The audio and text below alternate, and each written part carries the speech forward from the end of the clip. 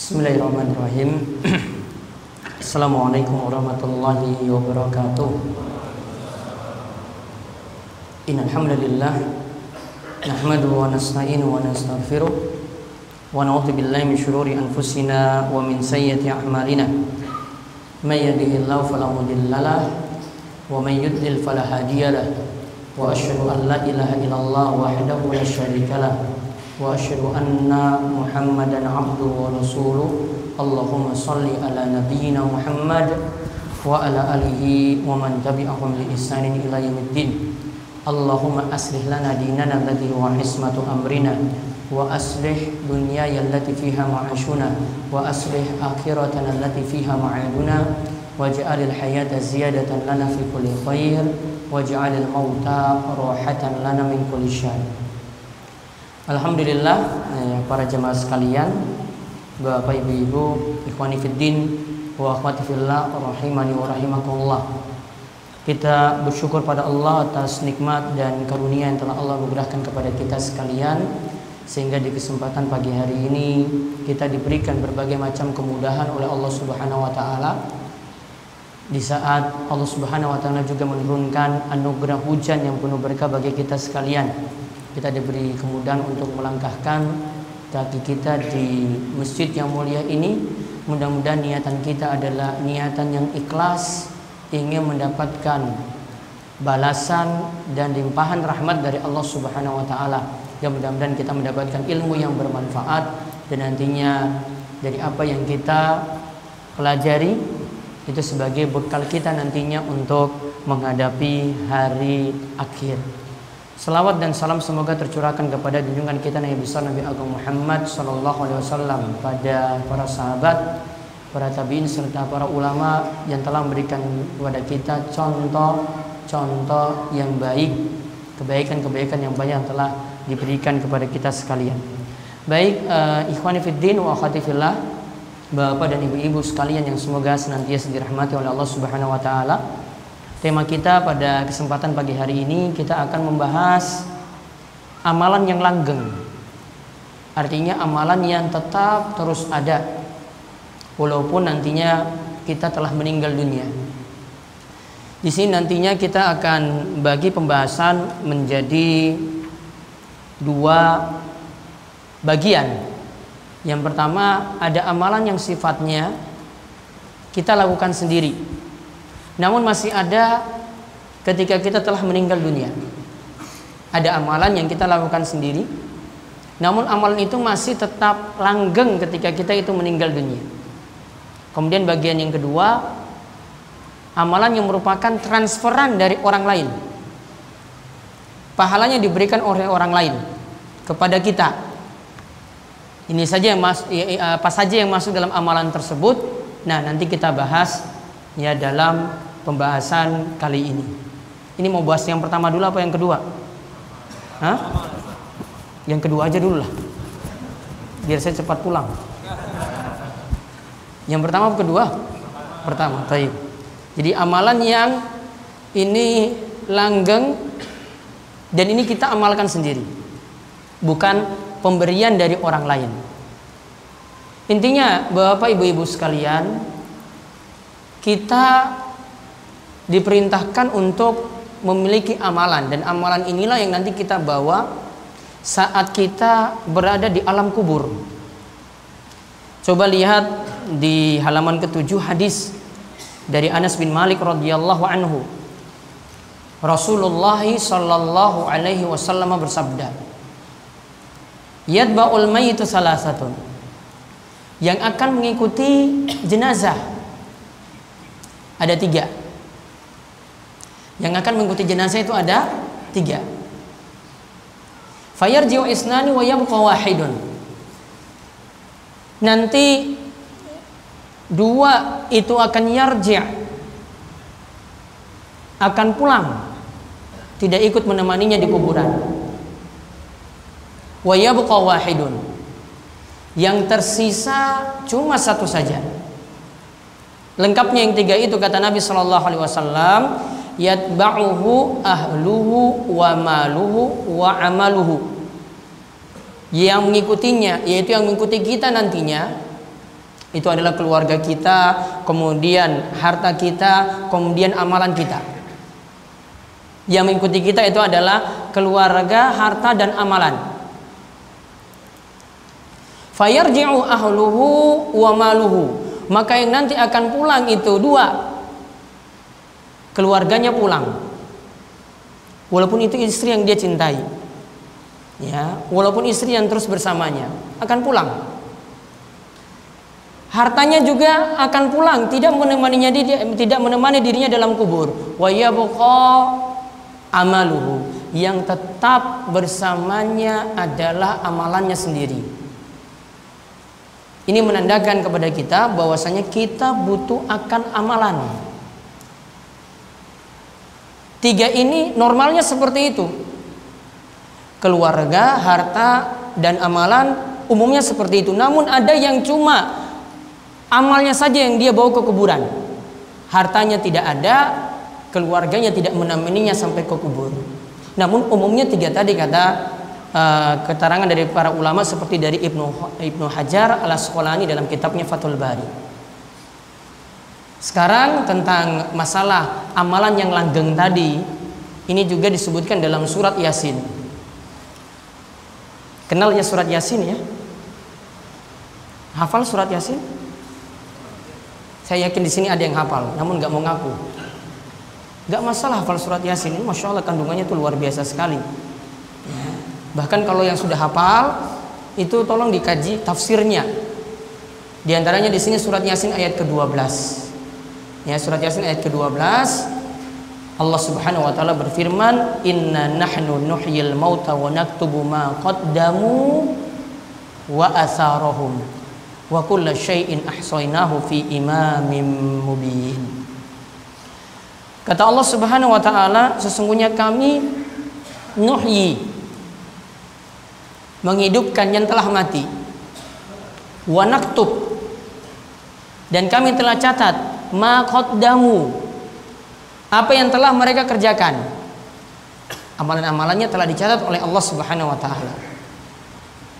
Wa atharahum, dan bekas-bekas jejak mereka. Wa kulla syai'in, dan segala sesuatu ahsainahu, kami telah menghitungnya, dan itu tercatat dalam Imamin Mubin, kitab induk yang sangat-sangat jelas. Apa yang dimaksudkan dengan wa atharahum di sini? Di sini para ulama punya beberapa tafsiran. Namun semua tafsiran tadi itu boleh kita pakai. Jadi ada penafsiran walaupun berbeda, namun semuanya itu bisa dipakai. Namun ada penafsiran yang di situ nanti mengakibatkan perselisihan hukum. Namun di sini ini penafsiran yang semuanya ini sifatnya itu variatif, semuanya itu bisa dipakai. Di sini sebagian ulama itu kadang mengatakan yang dimaksudkan di sini adalah atharahum, bekas langkah kaki, yaitu langkah kaki mereka menuju amalan-amalan baik atau menuju amalan-amalan yang jelek, dicatat bekas kakinya. Kemudian yang kedua, langkah kaki menuju sholat Jumat. Ini jadi pendapat dari yang dipilih oleh Anas bin Malik. Kemudian yang ketiga, bekas kebaikan dan kejelekan yang orang lain ikuti. Berarti kita jadi contoh, jadi pelopor dalam kebaikan. Orang lain itu ikuti, karena kita jadi pelopor misalnya di kampung kita atau di masjid kita. Misalnya ketika masuk masjid, simpel saja, sederhana saja, kita biasakan untuk melaksanakan sholat tahiyatul masjid. Kata Nabi SAW, "Iza dakhul ahadukumul masjida falayajlis hatta yarka'a rok'atain." Kata Nabi SAW, jika salah seorang di antara kalian masuk masjid, maka janganlah duduk sampai dia melaksanakan sholat 2 rakaat. Kebiasaan seperti itu akhirnya orang-orang itu ikuti apa yang kita lakukan. Dan di sini sah-sah saja kita gabungkan dengan sholat sunnah yang lainnya. Karena masuk sholat tahiyatul masjid, tadi Nabi SAW tidak maksudkan secara zat. Tidak ada lafaz di situ, lakukanlah sholat tahiyatul masjid. Namun cuma perintahnya apa tadi? Lakukan sholat 2 rakaat. Berarti ketika masuk masjid, saya habis wudu, ya, habis wudu, sholat sunnah wudu, saya lakukan 2 rakaat. Niatannya seperti ini, tahiyatul masjid masuk. Bisa juga jadi 3, ya, bisa juga jadi 3, yaitu sholat rawatib misalnya. Ini qobliyah zuhur, ya, qobliyah zuhur. Kita masuk masjid dan ketika itu langsung kerjakan qobliyah zuhur 2 rakaat. Maka tadi masuk dalamnya tahiyatul masjid. Kalau ini habis wudu, masuk dalamnya juga sholat sunnah wudu. Berarti berapa niat? Berapa niat? 3 niat sekaligus. Cara niatnya bagaimana? Niatnya bagaimana? Dalam hatinya bagaimana? Hah? Buat niatnya rangkap 3 bagaimana? Bahasa Arabnya gimana coba?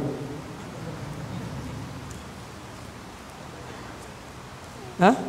Ada yang bisa? Ini saya nggak bisa jawab kan? Makanya nggak usah menghafalkan niat, cukup niat itu dalam batin. Jadi simpel, sederhana kita itu beribadah, ya.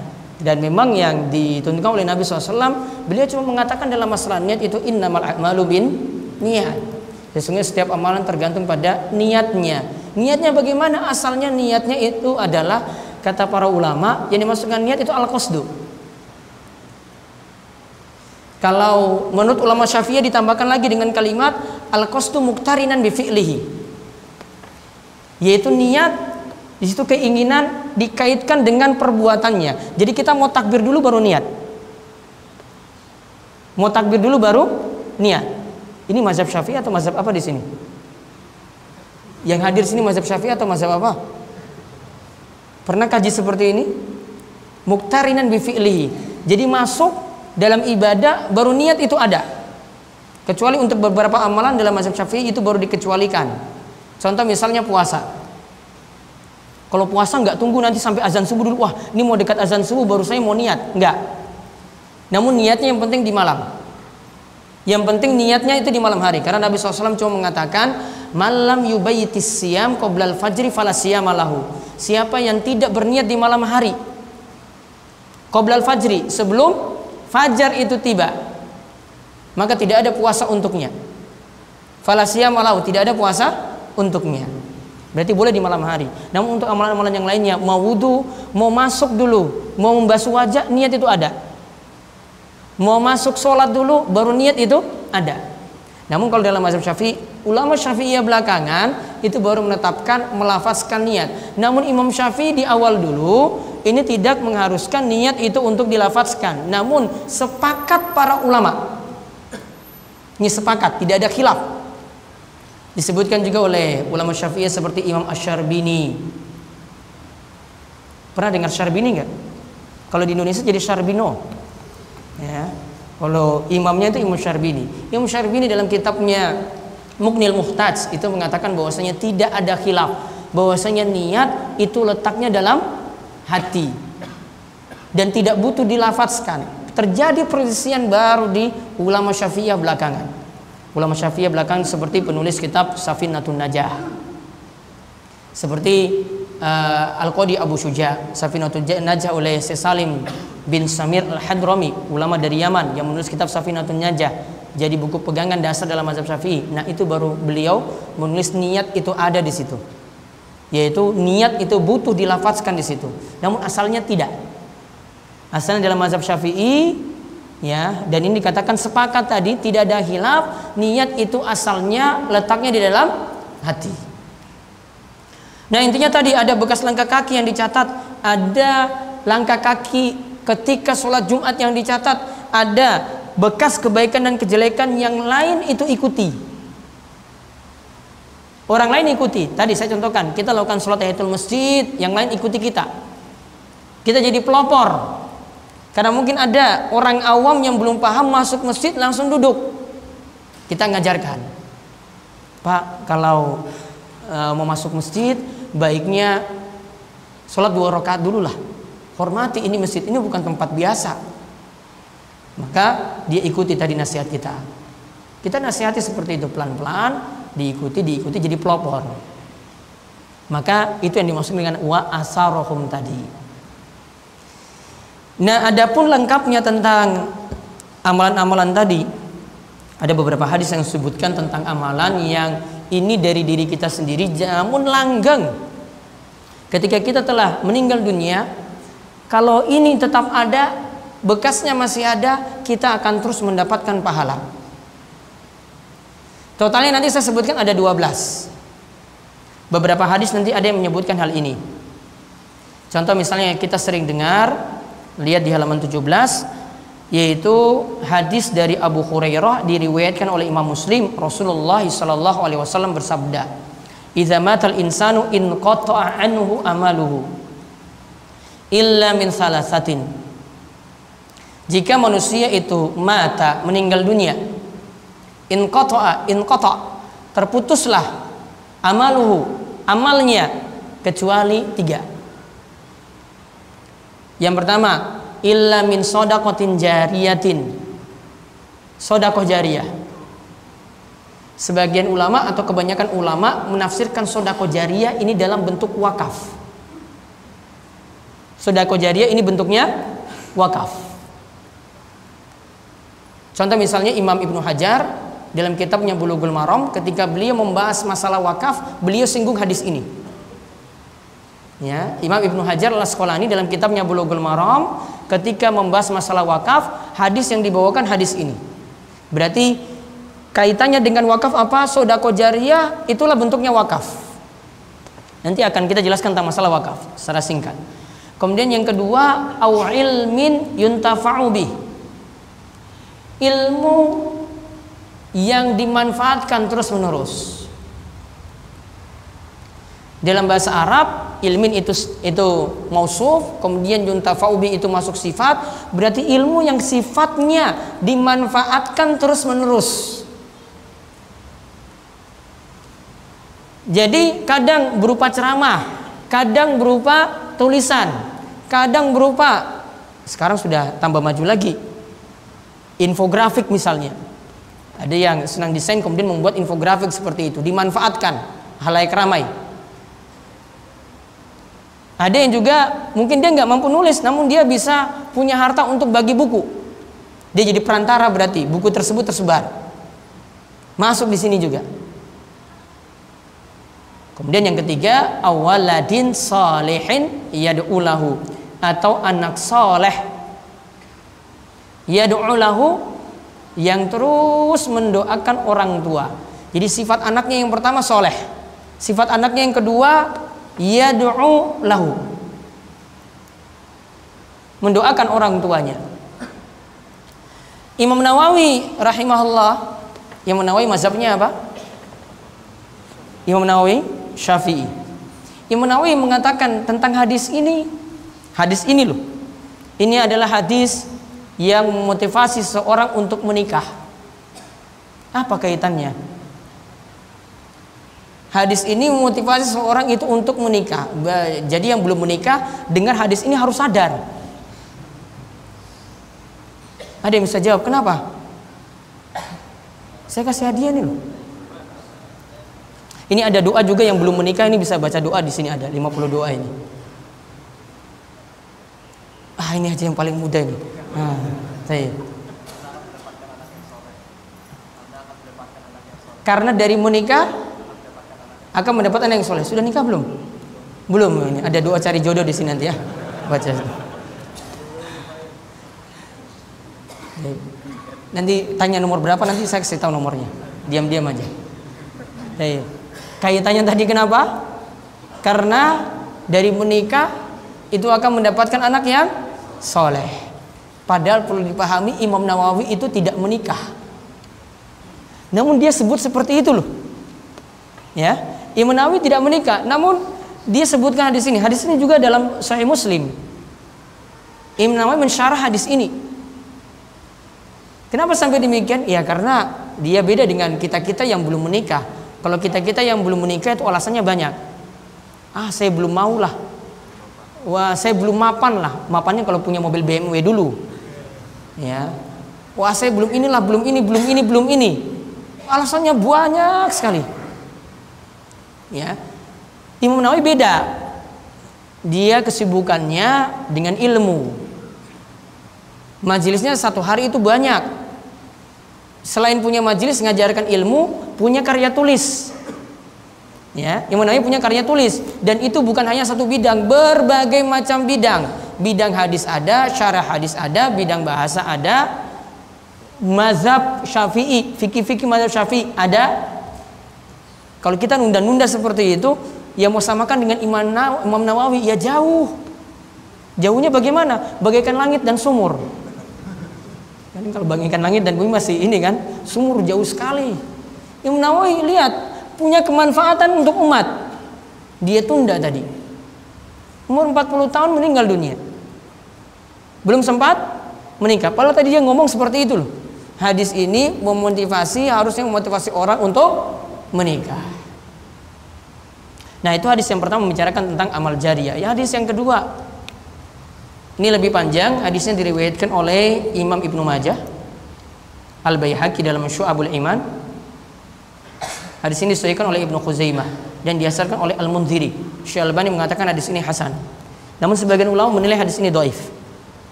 Namun tetap punya penguat dari hadis-hadis yang lain.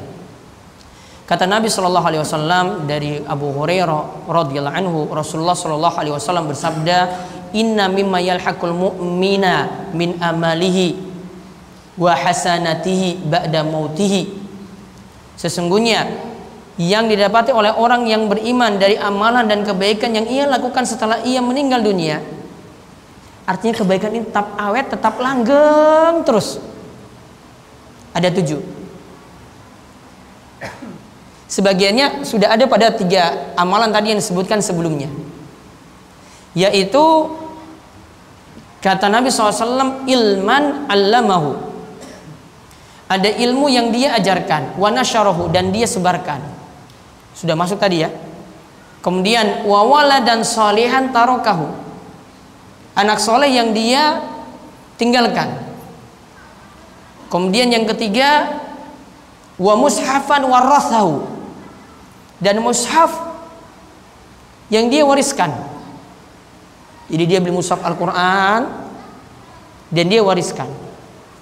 Namun yang dimaksudkan mushaf, para jamaah sekalian, yang dimaksudkan mushaf itu kalau murni bahasa Arab.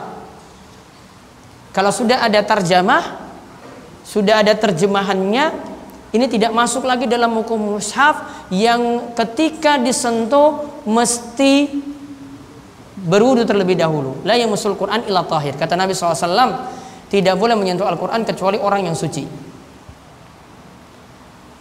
Dulu para ulama menimbang-nimbang, ada kitab tafsir namanya Tafsir Al-Jalalain, ditulis oleh Jalaluddin Al-Mahalli dan Jalaluddin As-Suyuti. Kitab tafsir ini dihitung-hitung, ini bagian tafsirnya ini berapa kata, bagian Arabnya murni Al-Quran itu berapa. Didapati ternyata yang di luar Al-Quran, artinya yang bukan bagian dari Al-Quran, artinya tafsirannya itu ternyata lebih banyak. Oh, berarti tafsir Jalalain ini masih boleh disentuh ketika seorang itu tidak berwudu. Berarti kalau ada wanita haid yang ingin membaca Al-Quran, ada 2 solusi bagi ibu-ibu yang ingin membaca Al-Quran ketika haid. Yang pertama, dia menyentuh mushafnya pakai sarung tangan, karena sarung tangan ini dianggap sebagai hail, pembatas. Kalau nyentuh mushaf berarti dikatakan tidak menyentuh langsung. Sama seperti kalau menurut keyakinan mazhab Syafi'i, kalau laki-laki dan perempuan, saya tanya mazhab Syafi'i ini ya, saya bukan membicarakan pendapat yang lebih kuat. Namun kalau dalam mazhab Syafi'i, syarat wudu itu bisa batal ketika laki-laki dan perempuan itu bersentuhan, termasuk suami istri. Syaratnya adalah bi ghairi hail, tidak ada pembatas. Dan yang disentuh itu adalah kulit dan kulit. Berarti yang nggak masuk kulit apa? Kuku masuk kulit nggak? Jadi kalau dengan istri, kalau dalam masalah sepi sentuhan gini, kuku dengan kuku nggak batal. Kulit dan kulit. Kalau ada kain nggak? Kulit dan kulit bersentuhan batal. Nah itu saya gambarkan seperti itu maksudnya. Jadi mushaf Al-Quran yang dimaksudkan tadi murni bahasa Arab. Cuma murni Al-Quran saja. Kalau sudah ada terjemahan atau ada tafsirnya, itu tidak lagi disebut mushaf. Ya, nanti tidak masuk dalam hadis seperti tadi. Kemudian solusi yang kedua bagi wanita haid, ketika ingin membaca Al-Quran masih dibolehkan dia bisa memakai Al-Quran versi terjemah. Al-Quran versi terjemah. Berarti yang pertama tadi apa? Pakai sarung tangan. Kemudian yang kedua, pakai Al-Quran versi terjemahan. Kemudian yang keempat, wa masjidan au masjidan banahu. Ada masjid yang dia bangun. Nanti akan saya sebutkan hadis-hadisnya secara singkat. Kemudian yang kelima, au baitan li ibni sabil banahu. Ada rumah untuk ibnu sabil, musafir yang terputus perjalanan, yang dia itu bangun. Au nahran ajrahu. Ada sungai yang dia alirkan sehingga orang banyak bisa manfaatkan. Kemudian au shadaqatan akhrajaha min malihi. Atau bentuknya adalah sodako yang dia keluarkan dari hartanya fi sihhatihi wa hayatihi. Ketika dia itu sehat dan ketika dia itu hidup. Yalhaqu min ba'di mautihi. Ini tetap ada walaupun dia telah meninggal dunia. Artinya bekasnya tetap dianggap ada walaupun telah meninggal dunia. Ada juga perkataan dari Imam Suyuti di sini sebutkan ada 10 amal jariyah. Ya, di dalam bait syair yang beliau itu susun. Namun lengkapnya ada 12. Kita nanti lihat satu persatu. 12 amal jariyah. Yang ini tadi saya katakan ini dari amalan kita sendiri, namun punya bekas walaupun kita telah meninggal dunia. Yang pertama mengajarkan ilmu.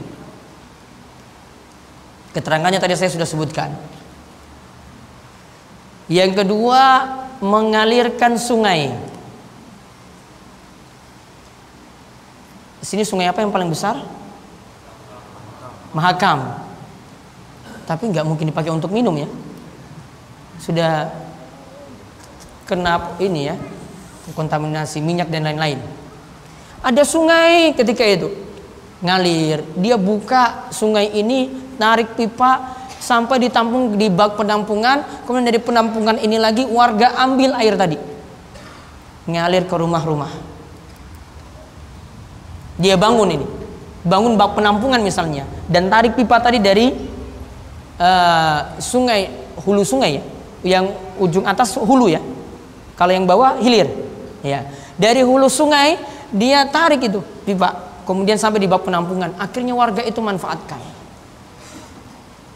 Maka ini termasuk amal jariyah juga. Selama dimanfaatkan terus air ini, bak tadi atau pipa tadi, maka jadi amal jariyah orang tersebut yang bangun. Kemudian yang ketiga membuat sumur. Membuat sumur. Hampir sama dengan sungai, sama-sama menyediakan kebutuhan vital kaum muslimin, yaitu dari air. Ini kebutuhan vital. Makanya untuk hal-hal semacam ini Nabi SAW itu sampai mengampuni dosa atau memberikan pahala bagi orang yang menolong orang lain dengan memberi bantuan minuman. Contoh, barangkali pernah mendengar kisah, ada kisahnya di halaman 26. Ada laki-laki yang melihat anjing itu kehausan. Anjing itu kehausan, Kemudian dia mengambil air, memberi minum pada anjing tersebut. Dia menggunakan sepatunya turun ke bawah, ambil dari sumur, narik lagi air tersebut, kemudian dia memberi minum pada anjing tadi. Kata Nabi SAW, ketika melihat seperti ini, ada yang bertanya, apakah karena memberi minum pada hewan itu dapat pahala? Nabi SAW itu mengatakan, fi kulli kabidin ratabatin ajrun. Memberikan minum tadi pada orang yang bernyawa, memberikan minum pada sesuatu yang bernyawa, anjing bernyawa, maka itu sudah dinilai mendapatkan pahala. Ada kisah yang lain lagi, wanita pelacur. Dia ambil airnya dengan kainnya. Lihat anjing yang dalam kehausan, dia beri juga itu. Maka kata Nabi SAW, faghufira laha, diampuni dosa-dosanya lantaran memberi minum pada anjing tadi. Ya, diampuni dosa-dosanya lantaran beri minum pada anjing tadi. Kita tidak dilihat dari sisi orangnya, namun lihat dari sisi perbuatan yang dia lakukan. Maka menyediakan seperti ini sederhana saja yang bisa kita buat di Masjid As-Salam ini, mudah-mudahan bisa dibuat ini. Ya, menyediakan dispenser. Sudah ada belum Pak Mas Duki? Belum, nanti beli. Ya, sediakan dispenser. Beli 1 galon air. Orang datang bolak-balik kan di sini. Ada yang kepanasan dari kantor, kemudian datang ke masjid. Buka tadi kerannya, ambil gelas, dia minum. Galonnya habis, beli lagi. Ini dapat pahala semacam ini. Dihitung pahala, dihitung diampuni dosa, jadi amal jariah. Simple nggak itu? Simple. Yang biasa borong kebaikan seperti ini orang Arab. Yang saya tahu di daerah saya itu di Gunung Kidul itu beberapa yayasan dari Arab sana menyediakan dispenser gratis untuk masjid-masjid. Galonnya cari sendiri, namun dispensernya sudah disediakan gratis. Ya, bisa seperti itu. Apalagi tambah mungkin bukan air putih saja, situ ada panasnya, ada kopinya disediakan, masya Allah, luar biasa itu. Saya jadi rajin ke masjid nanti. Apalagi tulis pagi-pagi disediakan kopi hangat, buat sendiri itu ada. Wah, enak sekali itu. Subuh jamaahnya 30, sudah beli 30 sacetan kopi. Ya, beli itu. Itu orang-orang akan tetap rajin ke masjid tuh. Wah, pagi-pagi nih daripada di rumah gak ada kopi, carinya susah. Di Masjid As-Salam sudah ada. Masya Allah itu buka pintu kebaikan loh. Ya. Ada di daerah Pogung di Jogja sana, sudah seperti itu masjidnya. Jadi mahasiswa itu biasanya ramai sampai 200-an. Itu ternyata karena pagi-pagi disediakan kopi hangat. Ya, di Masjid Pogung Dalangan namanya. Itu disediakan kopi hangat seperti itu. Jadi mahasiswa cuma nunggu duduk sampai matahari meninggi, kemudian sholat isyraq 2 rakaat, sebelumnya mereka baca Quran, terus pulang. Sayangnya ini nggak ada di zaman saya dulu, baru ada belakangan. Kalau ada itu mungkin saya di masjid itu tenang terus ini. Ya. Itu bisa ya. Pojok sana loh Pak. 2. Dispenser cuma berapa saja. Masya Allah sudah jadi amal jariah, ini luar biasa. Kemudian yang keempat, menanam kurma. Ini para ulama misalkan juga menanam kurma ini dengan tanaman-tanaman yang punya manfaat untuk orang banyak. Dan ini untuk memotivasi orang jadi petani, gak jadi buruh pabrik terus. Sekarang kan pekerjaan pertanian pun ditinggalkan kan oleh anak-anak muda. Padahal yang jadi alat vital di sini, kebutuhan vital orang itu adalah pada makanan. Padi misalnya, singkong, telo misalnya, itu bisa jadi kebutuhan. Kalau daerah makin timur ya sagu misalnya, itu kebutuhan vital. Ya, sama dengan minum tadi. Karena Nabi SAW ini pernah disebutkan dalam hadis riwayat Muslim aja, halaman 29. Mamin muslimin yagrisu gharsan. Tidaklah seorang muslim itu menanam tanaman illa kana ma ukila minhu, dan tanaman itu dimakan. Kemudian ada yang dimakan wa masuriqa minhu, ada yang dimakan, ada yang dicuri orang. Ya, dicuri di sini bisa jadi yang nyuri itu orang, bisa jadi yang nyuri itu burung-burung yang terbang kemudian makan di situ, ngambil tanaman tadi. Atau wa masuriqa minhu lahu shadaqah, itu dihitung shadaqah. Wa ma akala sab'u minhu fa huwa lahu shadaqah, dimakan tanaman tadi oleh binatang buas dihitung shadaqah. Wa ma akalatit tayru fa huwa lahu shadaqah, dimakan oleh burung ketika hinggap di situ itu juga adalah shadaqah. Wa la yarza'uhu ahadun illa kana lahu shadaqah, dan tidaklah dikurangi atau diambil oleh seorang dari tanaman tersebut kecuali semuanya itu dihitung sodakoh. Sampai burung ambil pun itu dihitung kita sodakoh. Ada yang nyolong pun dihitung bagi kita sodakoh. Yang nyolong dapat pahala enggak? Ya enggak. Namun kita yang dizolimi yang dapat sodakoh, dapat pahala sodakoh. Yang nyolong tadi enggak. Berarti ada istilah sesuatu itu haram bagi orang lain, tidak haram untuk kita, malah kita dapat pahala. Ya, ada istilah semacam itu. Jadi ada sesuatu yang haram bagi orang lain, namun bagi kita tidak. Dan ini ada berlaku pada pekerjaan. Jadi pekerjaan itu para ulama bagi menjadi dua. Ada pekerjaan yang mau berpindah kepada yang lain, penghasilannya tetap haram. Contoh dari hasil mencuri. Dia curi barang ini, mau pindah ke orang lain, motor misalnya dia curi, pindah ke orang lain tetap haram. Namun ada dari hasil pekerjaan, dilihat pekerjaannya itu yang bermasalah, penghasilannya untuk yang bekerja itu haram, namun ketika hasil ini diberikan pada orang lain dengan cara mubah, tidak bermasalah untuk orang lain. Jadi bagi yang bekerja haram bagi dia. Namun kalau dia serahkan pada orang lain itu tidak haram, bisa berpindah. Contohnya apa nih yang kedua? Ada yang bisa sebut?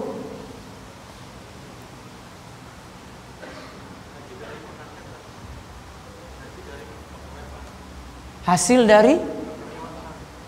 Ya, saya nggak sebut itu karyawannya ya. Nah, tadi.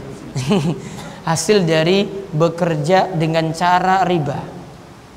Maaf Pak Mas Diki. Ya. Kenapa demikian? Bagi yang bekerja atau yang punya penghasilan dari situ haram untuk dirinya. Namun kalau dia traktir temannya atau dia beri hadiah pada orang lain sudah berpindah. Jadi halal untuk orang ini kalau diberi dengan cara yang mubah. Nah, kaidah seperti ini disebut oleh Syekh Muhammad bin Shalih Al-Utsaimin. Nah, diantara maksudnya bisa ambil pelajaran dari hadis ini pula. Kemudian yang kelima, membangun masjid. Walaupun cuma menyumbang satu bata saja. Saya tambahkan kalimat ini biar paham. Karena dikira bangun masjid itu cuma langsung orang bangun masjid utuh. Kadang mungkin ada yang cuma sumbang semen satu sak. Berapa semen satu sak? Di Balikpapan berapa? 50.000. 60 apa 50? Nah, sumbang itu saja, nyumbang satu sak, ada yang bangun masjid, maka dia mendapatkan jaminan juga akan dibangunkan baginya rumah di surga. Kenapa kok bagian kecil sampai dicatat? Coba lihat hadis Nabi SAW dari Jabir. Rasulullah SAW bersabda, "Man bana masjidan lillah." Siapa yang membangun masjid karena Allah, kamafhasi qatatin au asghara, yang bentuk yang dia bangun itu seperti sangkar burung bentuknya.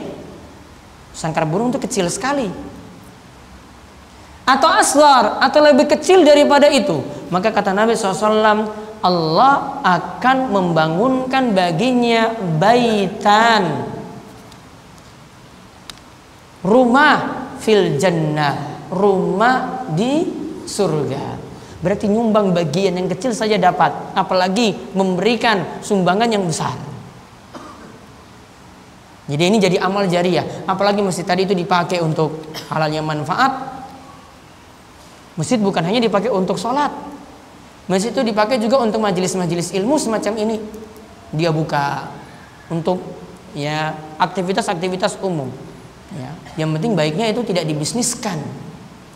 Ya, namun ini dipakai untuk kajian-kajian ilmu semacam ini. Ada terus orang yang datang makin banyak, jadi amal jariah juga bagi orang yang bangun masjid.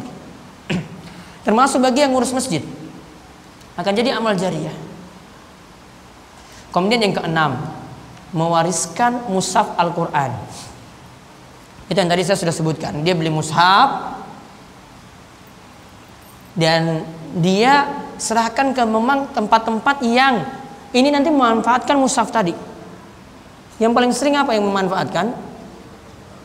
Ya, pondok tahfidz misalnya, atau pondok-pondok pesantren. Itu lebih daripada cari di masjid-masjid umum yang Al-Quran pun itu jarang disentuh. Ada yang sudah rayapan, kena rayap. Cuma karena nggak pernah dibuka-buka. Cari peluang-peluang di sini. Perlu belajar strategi-strategi. Gimana nih? Ini saya amalnya ini pas untuk mana? Saya serahkan pada siapa? Kemudian yang ketujuh, mendidik anak menjadi soleh. Jadi anak bukan sekedar punya anak, dan orang tua bukan sekedar punya anak lantas dia mendapatkan kebaikan. Namun yang tepat di sini kata Ibnu Taimiyah, anak itu perlu dididik, barulah orang tua itu akan mendapat kebaikan. Kalau orang tua tidak mendidik berarti jadi jalan. Anak itu disekolahkan di sekolah-sekolah yang bisa mendidik anaknya dengan baik. Anak ini menjadi soleh lantaran orang tua ini yang jadi sebab. Maka orang tua akan mendapatkan amal jari yang luar biasa. Ditambah lagi anak itu rajin mendoakan orang tua. Ditambah lagi orang tua nambah ilmu lagi untuk anak tersebut. Kemudian yang kedelapan, membangun rumah untuk Ibnu Sabil. Ibnu Sabil tadi musafir yang terputus perjalanan. Dibantu.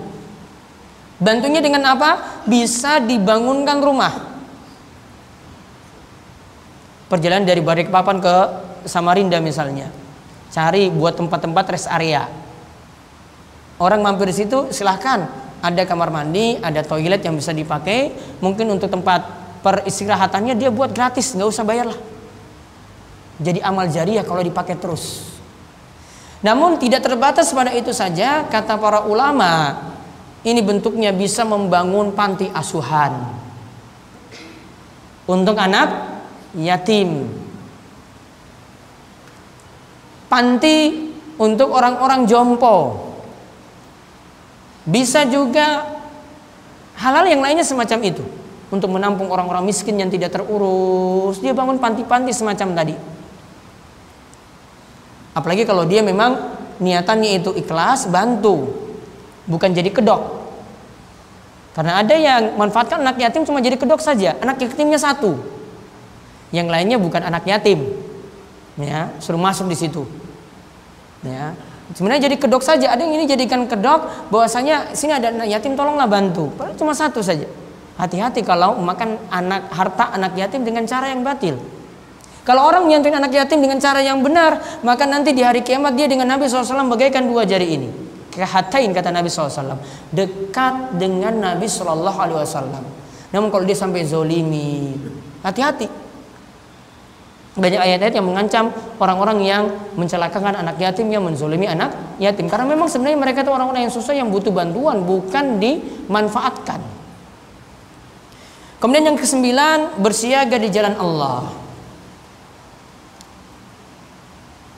Ini bagi orang yang bersiaga, jaga pos. Ini disebut dengan ribat. Di medan jihad, ya, dia itu jaga pos tadi. Makanya Nabi SAW itu menyebutkan orang yang menunggu sholat, kemudian berwudu ketika susah, dingin misalnya, itu disebut fadzalikumur ribat, fadzalikumur ribat. Dia telah bertahan untuk melakukan ketaatan. Kenapa disebut dengan istilah ribat? Karena tadi orang yang menunggu sholat, dia diam di sini, tahan dirinya, nggak kemana-mana dari masjid, menahan diri. Sama seperti orang yang berada di pos jaga, menahan dirinya di situ, tetap jaga. Kenapa tadi yang berwudu Ketika susah dengan air dingin misalnya disebut fadzalikumur ribat, karena dia tahan dirinya, dingin pun dia tahan. Maka disebut ribat seperti itu. Nah, khusus untuk orang yang jaga pos penjagaan ini, orang bagi para mujahid, orang-orang yang berjihad, dia jaga. Maka kata Nabi SAW, siapa yang bersiaga di jalan Allah sehari semalam lebih, sehari semalam itu lebih baik daripada puasa dan mendirikan sholat selama 1 bulan.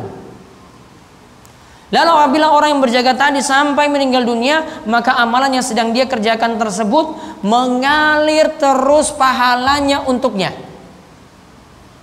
Jadi kalau dia meninggal di saat jaga pos tadi, berarti dapat pahala yang terus mengalir, karena dia jadi sebab pos ini bisa terjaga terus.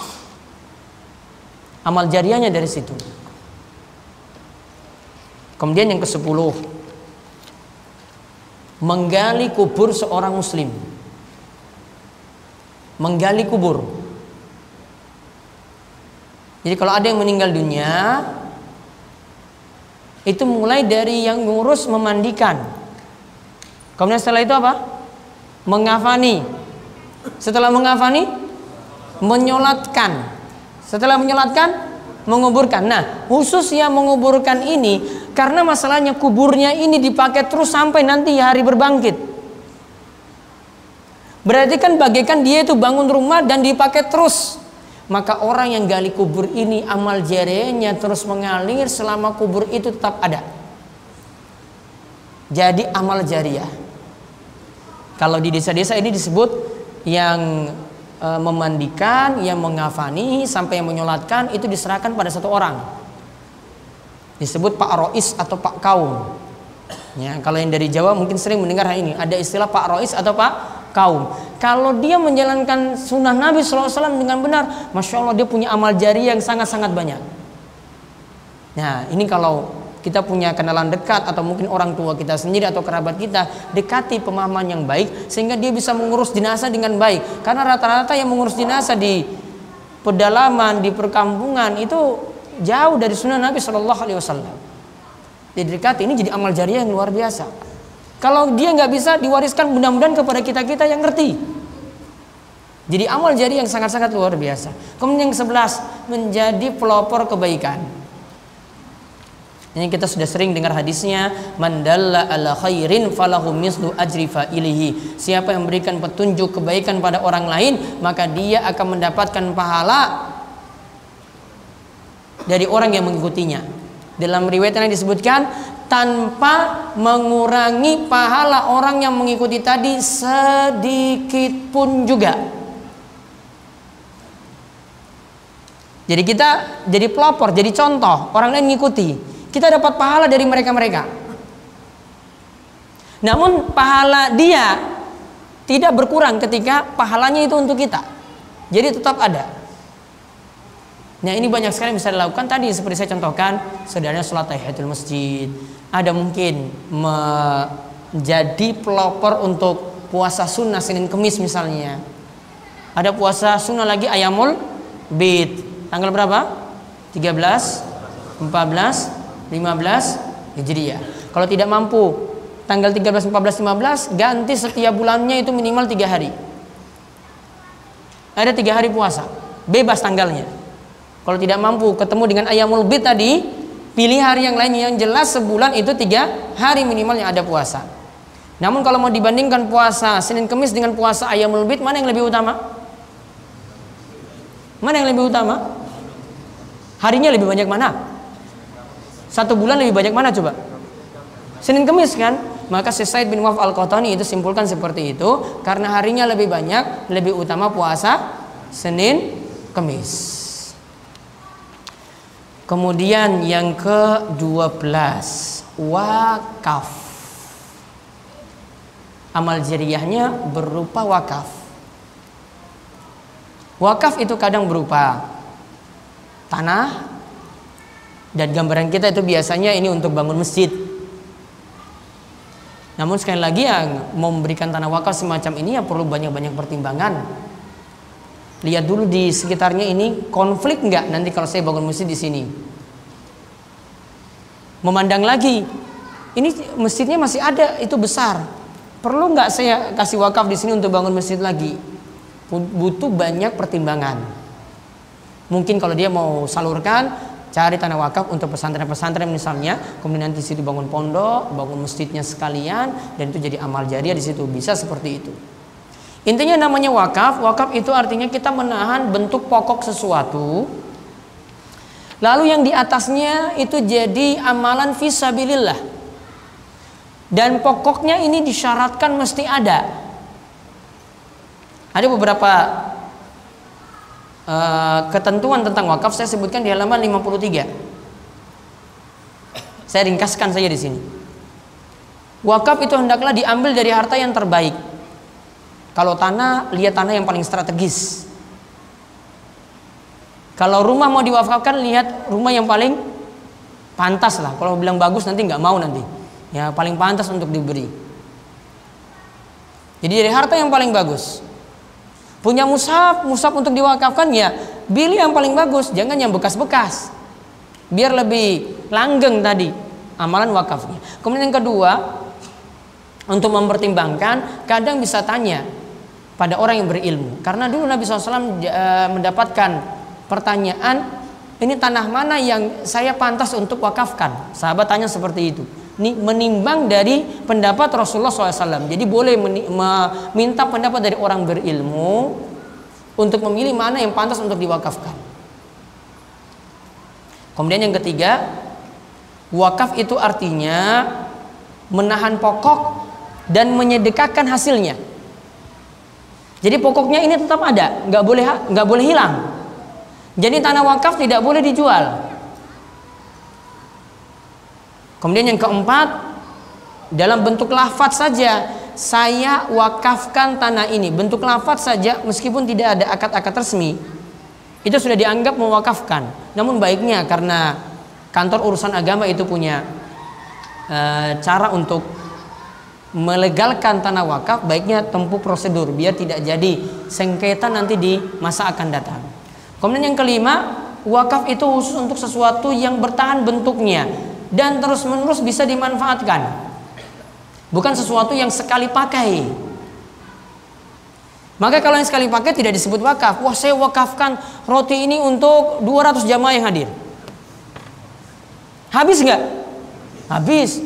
Wong kalau nggak habis juga jadi busuk. Nggak jadi wakaf. Sesuatu yang langgeng di situ. Harus ada terus. Pokoknya harus ada. Kemudian yang keenam, barang wakaf tidak boleh ditasarrufkan. Aturannya tidak boleh dijual, tidak boleh diwariskan, tidak boleh dihibahkan. Sudah jadi aturan. Jadi nggak ada namanya tanah wakaf, ahli warisnya itu jual tanah ini, nggak boleh. Kalau sudah ada, apalagi sampai sertifikat wakafnya sudah keluar, tidak boleh sama sekali untuk dijual.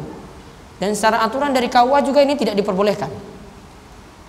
Kemudian yang ketujuh, boleh saja orang yang memberi wakaf memberikan syarat-syarat tertentu dalam pemanfaatan wakaf, asal tidak bertentangan dengan ketentuan-ketentuan syariat.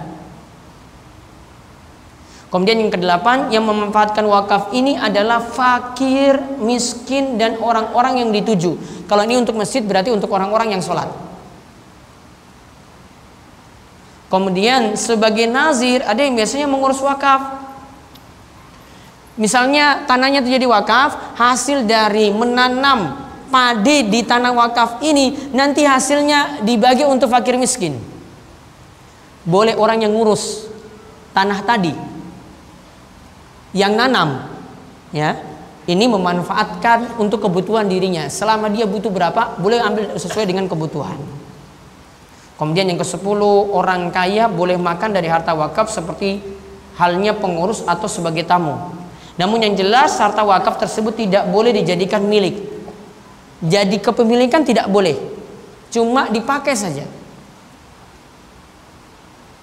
Dan masih ada aturan-aturan yang lainnya, nanti bisa dibaca sendiri.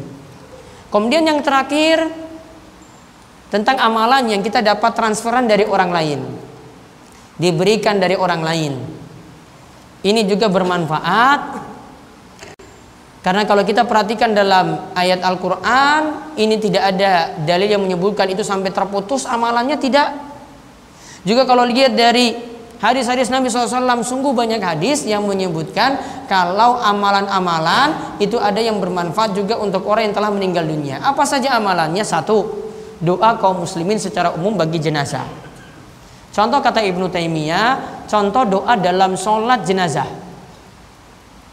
Ada nggak situ doa untuk jenazahnya? Setelah takbir keberapa? Takbir pertama baca apa? Al-Fatihah. Setelah takbir kedua, sholawat. Setelah takbir ketiga, doa. Allahumma gfir lahu warhamhu wa'afihi wa'fu anhu wa akrim nuzulahu, dan seterusnya.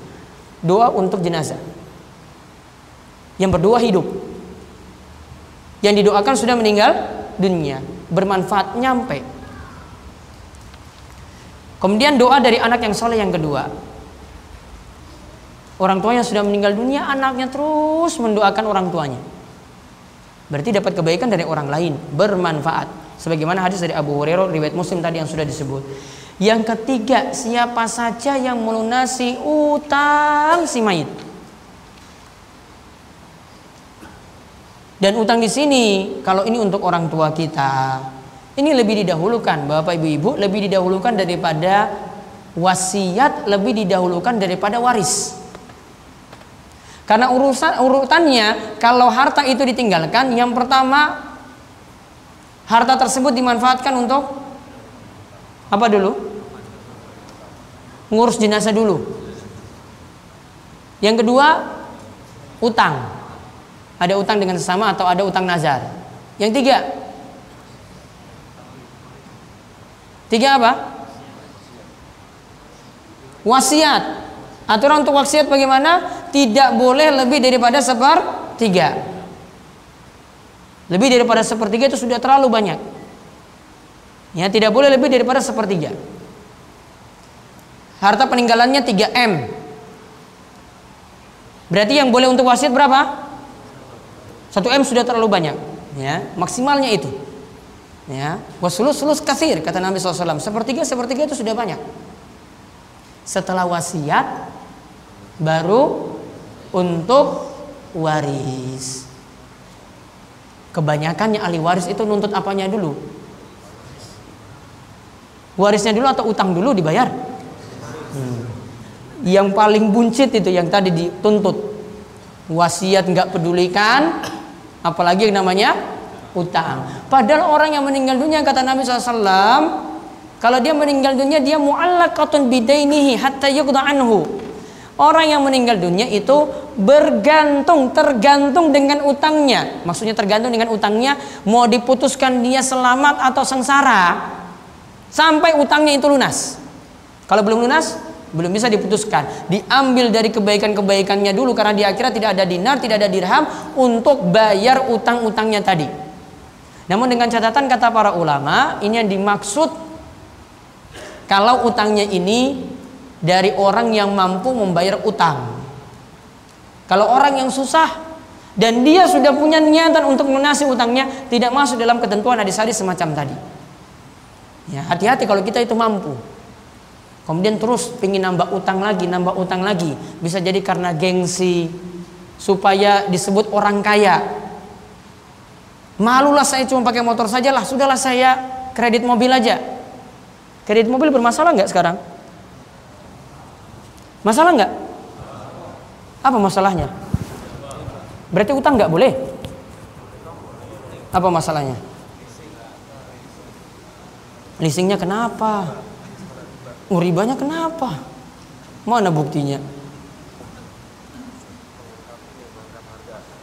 Mengangkat harga. Dari mana harganya diangkat?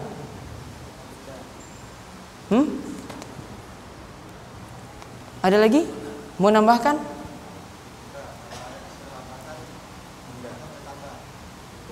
Sekarang misalnya motor 17 juta cash, kredit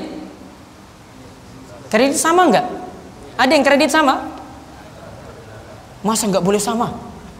Saya bayar 5 tahun lagi, mungkin nggak sama 18 juta juga, 17 juta tadi, sama nggak? Enggak, ada tambahan. Kenapa ada tambahan? Pertanyaan berikutnya lagi. Saya jual beli misalnya, kalau tunai 17 juta tadi, kalau nyicil, terlalu tinggi lah 17 juta. Ini jual beli sarung aja lah atau baju. Ya. Kalau beli baju koko mau bayar langsung 100.000 mas. Namun kalau mau bayar nanti akhir bulan, awal bulan, kalau besok nanti gajian, oh mohon maaf saya naikkan jadi 120. Soalnya kamu nunda. Soalnya kalau kamu langsung bayar sekarang, langsung kamu miliki. Namun kalau kamu nunda, itu asalnya kan yang lain mau beli. Dia naikkan, boleh atau tidak?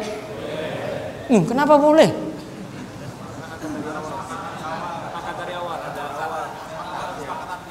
Sepakat dari awal terus masalah gitu. Alikannya jelas. Saya pilih apa? Mau 100.000 apa? Nyicil. Ya, dia pilih nyicil. Berarti sudah jelas. Masya Allah, Allah ibarik fiik. Terima kasih. Kayak gitu nggak masalah. Memang adanya waktu ada tambahan. Yang masalah gini, sudah jadi ada pihak ketiga. Saya datang ke dealer, ya. Kemudian transaksi di sini. Itu saya mau beli motor tadi, ini cashnya sekian. Namun saya cuma bawa DP saja 2 juta. Namun zaman sekarang cuma modal KTP saja bisa punya motor nggak? Di Balikpapan juga sama? Oh, sama. Sekira beda pak. Musibah betul ini. Berarti lama-lama Balikpapan tambah macet juga loh nanti kayak kota besar. Macetnya gara-gara apa? Riba. Ini biang keladi kemacetan. Makanya kaji terus biar kapok ngutang, ya biar nggak ngutang lagi. Segitiga, saya transaksi ke dealer tadi 17 juta. Namun saya nggak bisa bayar sampai selesai, nggak bisa bayar langsung cash. Ya, akhirnya dia tawarkan ini yang nanti jadi badan finance, nanti kamu urusannya dengan ini kan. Badan finance tadi transaksi dengan pihak dealer sudah saya bayar lunas tadi 17. Kita untuk cicilan bayarnya kemana? Finance tadi kan? Nah, lunasnya di situ. Sekarang pertanyaannya, finance tadi jual motor nggak? Kenapa nggak jual? Bung dia sudah bayar kok. Dia membayarkan.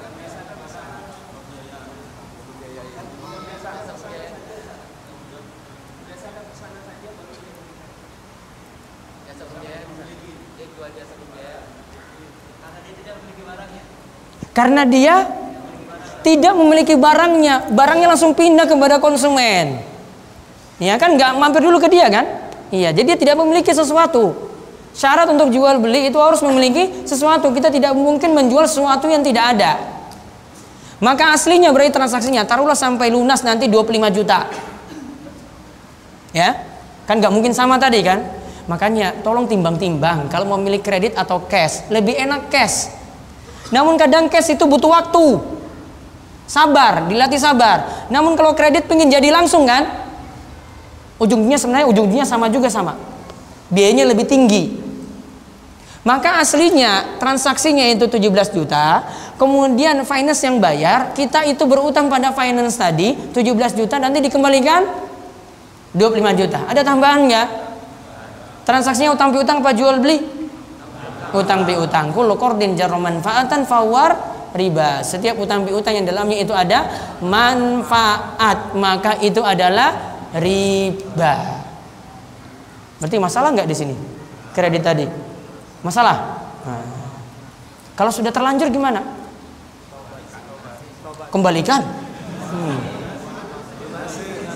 Gimana Pak, saya sudah bayar sampai mau lunas ini. Kembalikan.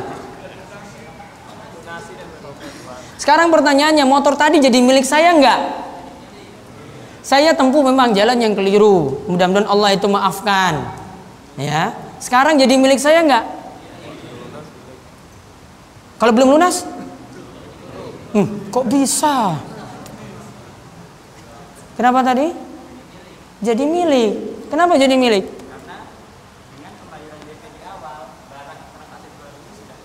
Ya. Selama tadi ya kita sudah berutang, itu barang itu sebenarnya sudah menjadi milik kita. Jadi nggak bisa badan finance itu narik-narik, nggak bisa. Kemudian yang kedua, yang tadi badannya itu tadi sudah milik apa belum? Utang, kalau kita berutang pada suatu, kita beli beras dengan cara utang. Beras ini sudah jadi milik kita. Ya, boleh kita manfaatkan, tidak ada masalah. Seperti itu tidak ada masalah. Ya, jadi kesimpulannya tadi berarti transaksi yang terjadi adalah utang piutang, maka ada keuntungan, maka dalamnya itu ada riba. Kemudian yang keempat, menunaikan qada puasa si mayit. Simbah atau orang tua punya utang 10 hari. Anaknya ada 5. Anaknya boleh membayarkan utang orang tuanya ini, dibagi 5 orang ini masing-masing 2 hari puasa, 2 hari puasa, 2 hari puasa, 2 hari puasa, 2 hari puasa. Sampai 10 hari tadi itu lunas. Atau utangnya bisa berupa nazar.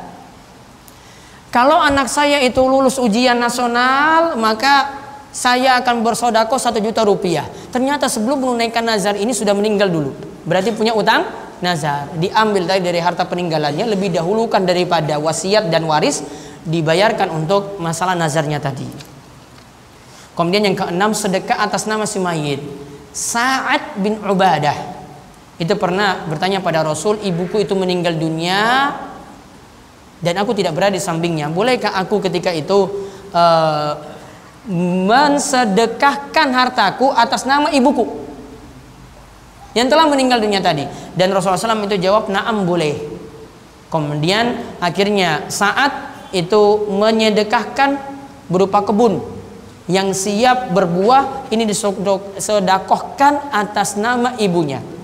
Ini disedekahkan atas nama ibunya. Berarti sedekah untuk orang yang telah meninggal dunia boleh, namun dengan catatan tidak dikaitkan dengan waktu. Kemudian yang ketujuh, haji dan umroh untuk orang yang telah meninggal dunia. Maka ada istilah badal haji. Ini dibolehkan bagi orang yang telah berhaji, lalu dia berhaji lagi yang kedua kalinya, dia boleh hajikan orang tuanya yang telah meninggal dunia. Seperti itu dibolehkan. Wallahu a'lam bissawab. Ini yang bisa kami kaji untuk kesempatan kali ini. Sisanya monggo di antara ikhwan dan akhwat, Bapak Ibu, ada yang ingin bertanya, kami persilahkan. Ya. Ada tanah wakaf. Ada tanah wakaf. Dilewati trase jalan tol. Dilewati jalan tol. Terus Cara penggantiannya? cara penggantiannya seperti apa? Walau ada pembahasan lagi dari Ibnu Taimiyah, kalau wakaf yang terjadi seperti itu, ini tanah wakaf kemudian dilewati jalan tol, maka baiknya digantikan dengan tanah lain.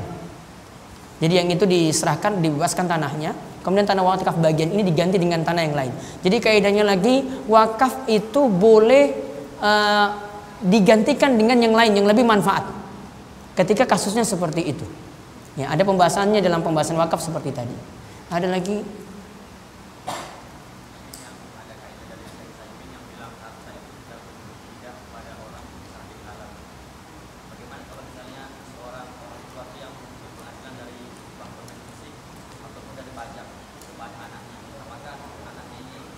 Baik. Orang tua punya penghasilan yang haram, ya. Lantas ini dari penghasilan bermasalah karena pekerjaannya bermasalah. Lantas dia nafkahi anaknya. Apakah anaknya ini makan harta yang dibolehkan ataukah tidak? Para ulama rinci menjadi dua. Selama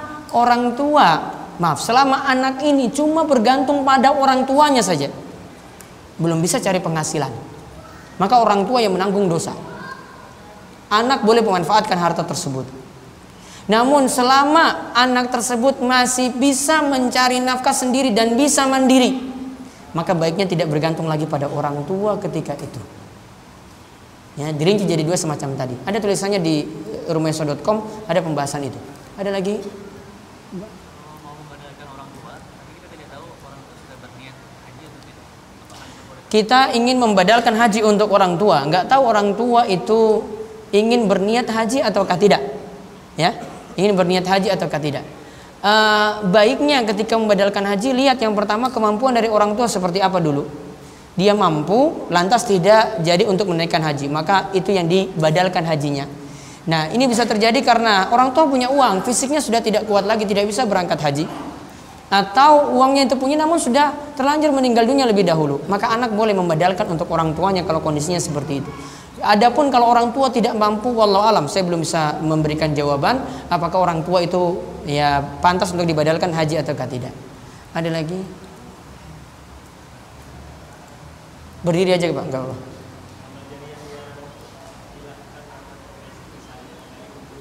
Amal jariah yang berupa yang tadi gali kubur. Nah, apakah dengan upahnya tadi itu menghentikan pahalanya? Wallahu alam. Kalau di sini upah, ini biasanya jasa seperti itu, asalkan dia punya niatan ikhlas, namun upahnya ini dia nggak harap-harap, nggak jadi tujuan pokoknya, insya Allah dapat. Sama seperti jadi imam masjid. Ya, imam masjid yang penting saya mau jadi imam. Ya, namun di situ ada rotib atau ada gaji, maka tidak ada masalah. Yang penting niat pokoknya tetap ikhlas melakukan amalan tersebut. Jadi tujuan pokoknya tetap ikhlas. Ada lagi?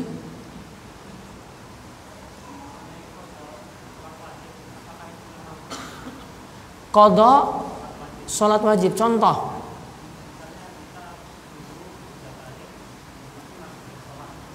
Kita sudah balik. Dulu ketika kecil belum sholat. Dulu ketika itu nggak sholat, atau mungkin ini setahun yang lalu saya belum sadar sholat, ya. Terus sekarang ini alhamdulillah sholat sudah rutin. Apakah saya perlu mengqadha sholat yang setahun tadi yang saya tidak lakukan atau bolong-bolong misalnya? Nah di sini kalau jumhur ulama itu mengatakan sholatnya diqadha. Berarti kalau 300 sholat yang dia tinggalkan, dia qadha semuanya. Ini berat sekali. Tinggal saya wallahualam saya belum tak pahami ini caranya bagaimana ini. Apakah dirapel semua gitu satu hari 300 sholat itu langsung selesai? Namun kadang kalau mau hitung-hitung juga berat. Ini saya tinggalkan sholat yang mana ya? Ya kadang subuhnya yang bolong-bolong dulu, kadang isya itu sudah tidur karena kecapean, kadang asar itu lupa. Wah macam-macam sholatnya. Wallahualam pendapat yang lebih tepat ini jadi kaidah juga oleh Syekh Muhammad bin Shalih Al-Utsaimin. Kaidahnya kalau suatu amalan punya batasan waktu tertentu, sholat punya batasan waktu atau tidak? Punya. Maka ketika ditinggalkan dengan sengaja, kewajibannya bukan mengganti, namun kewajibannya tobat. Dan tobat ini lebih super berat dibandingkan dengan qadha. Kita kalau qadha misalnya puasa kita tinggalkan karena ada sebab, puasa ditinggalkan kita itu qadha, terasa sudah puas sekali, alhamdulillah ini sudah selesai. Tadi kalau saya tinggalkan sholat ya, alhamdulillah saya sudah selesai, mudah-mudahan dimaafkan yang kemarin. Namun orang tobat nggak pernah yakin kalau tobatnya itu diterima, maka lebih super berat. Intinya tidak ada qadha untuk kasus tersebut, namun yang ada tobat dengan taubatan nasuha, dengan memenuhi 3 syarat pokok, yaitu menyesali dosa yang telah lalu, kemudian kembali taat lagi untuk saat ini, kemudian tidak lagi mengulangi dosa tersebut di masa akan datang. Ada lagi?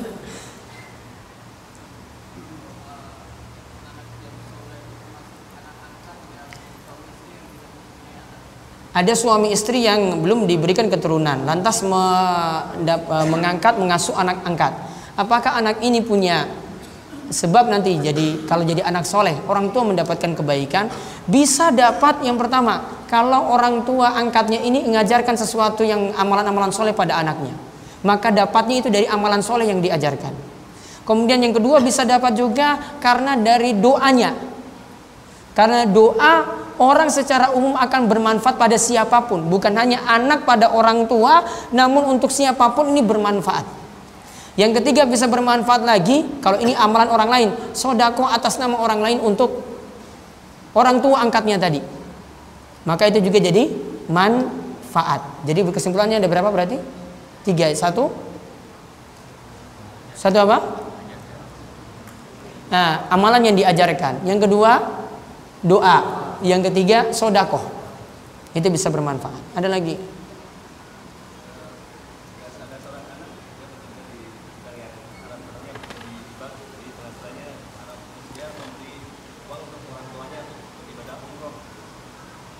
Jadi dari penghasilan haram tersebut kemudian anak ini kasih ke orang tua untuk pergi umroh. Umrohnya gimana gitu ya? Jadi mabrur ataukah tidak? Orang tuanya tahu berarti ini ya? tahu, waroknya tidak berangkat dengan uang tersebut. Hati-hatinya tidak berangkat dengan uang tersebut, karena masih dekat sekali hubungannya. Karena anak punya kewajiban juga untuk nafkahi orang tua ketika orang tua itu miskin dan tidak mampu lagi kerja, maka jadi bentuknya wajib, maka dikhawatirkan jadi masalah. Jadi saran saya tidak diterima. Jadi tetap berangkat umroh juga dengan penghasilan yang halal. Karena innallaha thayyibun la yaqbalu illa thayyiban. Sesungguhnya Allah itu thayyib dan tidak menerima kecuali dari yang thayyib saja.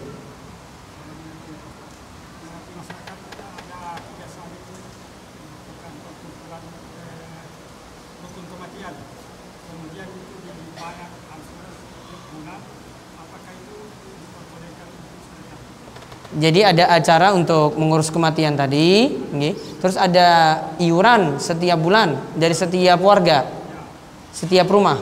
Kalau Bapak tidak ikuti bagaimana? Tapi nanti dikucilkan. Iya. Kalau saya nggak ikuti berarti nanti dikucilkan oleh masyarakat. Namun kalau ikuti malah jadi tenang. Karena saya memandang dulu kondisi masyarakat beda-beda. Ada yang karena kita tinggalkan semacam ini dan kita sudah yakin benar, ya masyarakat belum bisa terima karena butuh proses untuk sadar. Nah kalau memang kondisi masyarakat seperti itu, sudahlah ikuti saja, ikuti iurannya, kita nggak ikuti amalannya. Dengan niatan tadi, saya cuma membantu untuk meringankan beban orang yang telah meninggal dunia. Iya, namun ya makanya tadi timbang-timbang. Namun kalau bisa tinggalkan itu lebih baik. Namun kan kadang kita jadi dikucilkan di masyarakat karena sebab seperti itu. Paham ya? Terus ada lagi?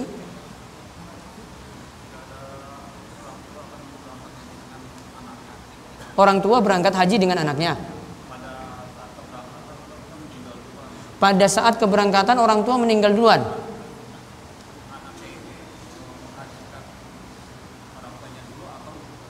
Anaknya tersebut mengajikan orang tuanya dulu ataukah untuk dirinya sendiri? Saya tanya, anaknya sudah haji belum? Belum. Berarti dahulukan dulu haji untuk dirinya, baru nanti kalau haji lagi kapan-kapan baru bisa mengajikan orang tuanya. Hadis ada nanti Subromah di sini. Dia awalnya ada orang yang ingin menghajikan Subromah. Ditanyakan oleh Rasul SAW pada orang ini, kamu itu sudah haji belum? Kok kamu mau menghajikan Subromah orang lain? Kemudian dia katakan saya belum haji. Maka kata Nabi SAW, kamu haji dulu baru besok nanti hajikan Subromah lagi. Berarti disyaratkan untuk badal haji orangnya sudah berhaji lebih dulu. Mudah-mudahan orang tuanya dicatat niatnya. Nah, dicatat niatnya karena sudah punya keinginan, tekad kuat, namun tidak kesampaian, dicatat karena niatnya. Karena Nabi SAW mengatakan, man hamma bihasanatin falam ya'malha. Siapa yang sudah berniat melakukan suatu kebaikan namun tidak jadi melakukan kebaikan tadi, maka dia sudah dicatat mendapatkan kebaikan yang sempurna. Kebaikan sempurna sudah dia dapat. Kemudian apakah menjadi perantara nikah, biro jodoh termasuk amal jariah? Bolehkah memungut bayaran? Walau alam kalau memungut bayarannya ini sifatnya jasa. Mungkin untuk pulsanya, paketan WhatsApp-nya dan macam-macam. Namun asalnya untuk jadi biro jodoh di sini, ya ini perlu ada aturan-aturan sendiri. Nanti bisa tanyakan kepada ustadz-ustadz yang ada di Balikpapan, ada Ustadz Mufli dan lainnya, bisa ditanyakan. Ya aturan-aturannya itu ada. Ya, namun dari sisi ini jadi amal jariah enggak? Kita jodohkan orang lain setelah itu menikah, punya keturunan enggak? Punya insya Allah ya. Dari keturunan ini ya mudah-mudahan jadi anak soleh. Siapa yang jadi sebab duluan? Yang jodohkan kan? Yang jodohkan kan? Iya.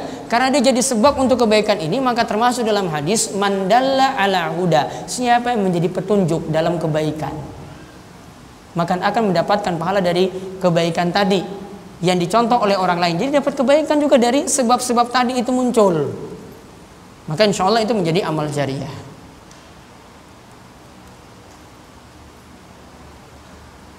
Bolehkah hasil dari bunga riba tadi disumbangkan untuk saudara, misalnya buat bangun pagar rumahnya? Kalau ini butuh, orang ini butuh, dan tadi saya sudah sebutkan kaidah dari penghasilan yang haram itu diserahkan pada orang lain dengan cara yang mubah itu jadi boleh. Maka seperti ini masih boleh disalurkan. Kalau ini pada orang yang butuh boleh. Yang jadi pendapat kami, dan ini insya Allah pendapat yang paling kuat, yang jelas tidak boleh disalurkan untuk kepentingan masjid. Ya, untuk fakir miskin boleh, untuk membantu orang yang susah boleh, untuk membantu orang yang terlilit riba itu boleh, untuk kepentingan tadi yang ditanyakan boleh.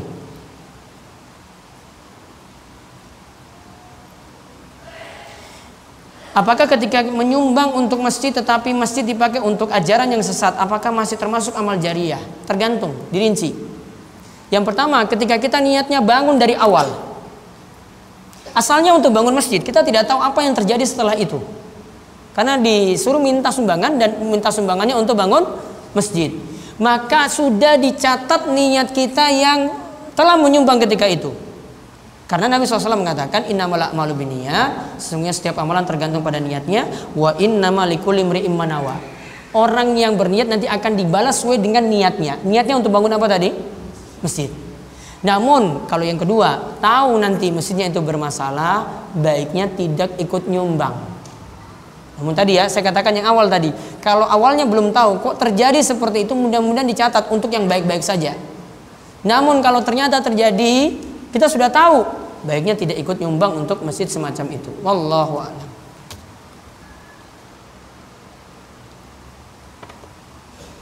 Ada lagi? Pak Indra? Hukum jual beli saham? Perlu dirinci nanti. Tergantung apa saham ini untuk perusahaan apa? Untuk perusahaan jenengan berarti. Wallahu a'lam masih boleh. Ya, tergantung rinciannya. Ini nanti sahamnya nanti digunakan untuk apa? Punya rincian tertentu. Asalnya masih boleh.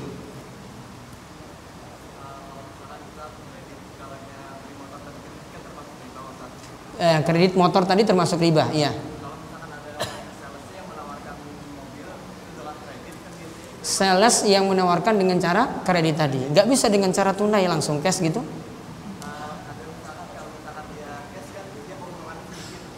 Iya, saya paham itu. Cash itu memang untungnya sedikit sekali bagi sales. Maka dia selalu tawarin yang tinggi-tinggi, sudahlah, nyicil aja pak. Dia dapat double nanti. Dari dealernya dia dapat, dari finance-nya juga dia dapat. Mau berkah atau enggak? Mau berkah atau tidak? Dan kalau mau berkah, mudah-mudahan enggak ngurus yang itu-itu lagi. Ya. Allah ganti dengan pekerjaan yang lebih baik.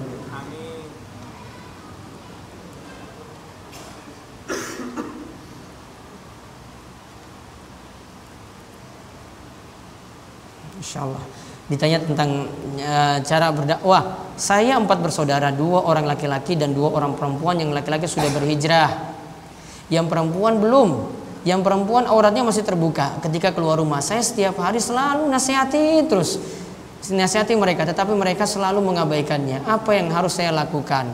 Yang pertama, dakwahnya sudah berapa tahun? Jangan-jangan baru hari ini dakwahi dan besok ini pingin harap berubah.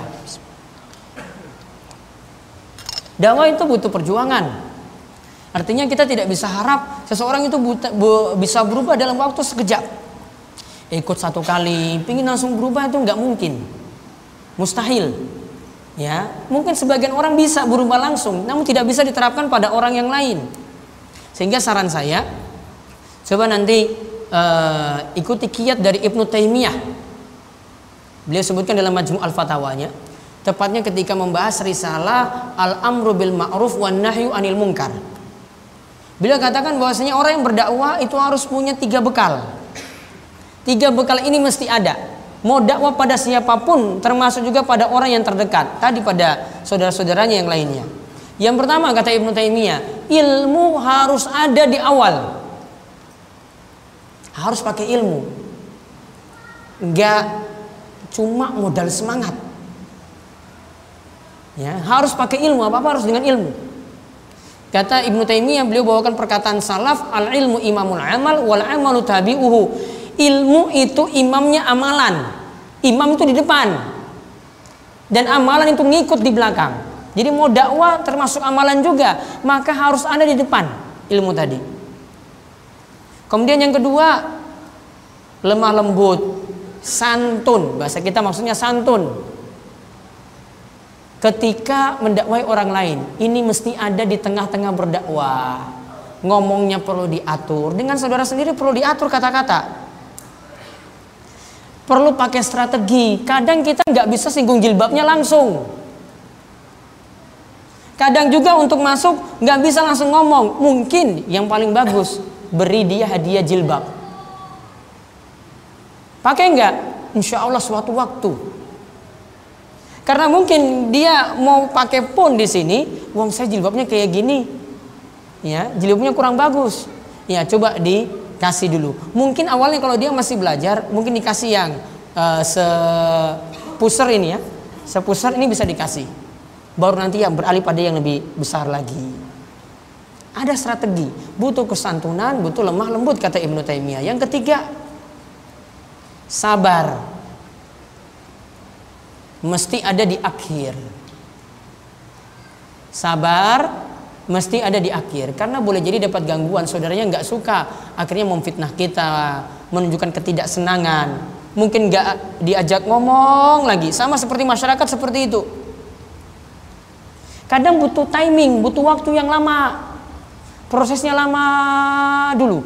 2 tahun diajak terus berjilbab nggak mau. 2 tahun belum cukup berarti. Terus, dan Allah bukan lihat dari hasilnya nanti, coba lihat dari usaha kita itu bagaimana. Terus ngajak terus nggak bosan-bosannya ngajak terus. Ini diterapkan 3 ini tadi. Ini jadi kaidah pokok. Ya, kalau mau berdakwah 3 bekal ini dimiliki. Yang pertama, ilmu di awal. Yang kedua, lemah lembut santun, bukan kasar, ngatur kata-kata dengan baik, timingnya perlu diperhatikan, strateginya mesti ada. Yang ketiga, sabar. 3 ini jadi modal utama.